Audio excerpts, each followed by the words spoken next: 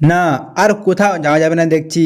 না মানে ট্রেনের ভরসায় আর কোথাও যাওয়া যাবে না। আজ ট্রেন লেট, তাই সেই কারণে কাজে যাওয়া হলো না। তাই ভাবলাম বাড়ি যেও বা কি করব, কোনো চিন্তা ভাবনা না করেই আমি এখন যাচ্ছি বাগনান কালী মন্দির। একটা কারণেই যাচ্ছি, মায়ের কাছে আমার ইউটিউব চ্যানেলটি কবে গ্রো হবে সেটাই জানতে যাচ্ছি বা সেটাই বলতে যাচ্ছি।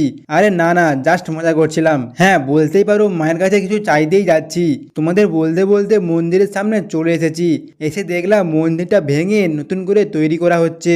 চারিপাশে শুধু ঠাকুরের মন্দিরে স্থাপিত আছে। এইদিকে রয়েছে শিব ঠাকুরের মন্দির, কিন্তু এই তিনটি ঠাকুর যে বসে আছে, এই তিনটি ঠাকুরের নাম কি আমার জানা নেই। তোমরা কমেন্টে বলে যেও। যাই হোক, মন্দিরটা কিন্তু সুন্দর করে তৈরি করা হচ্ছে।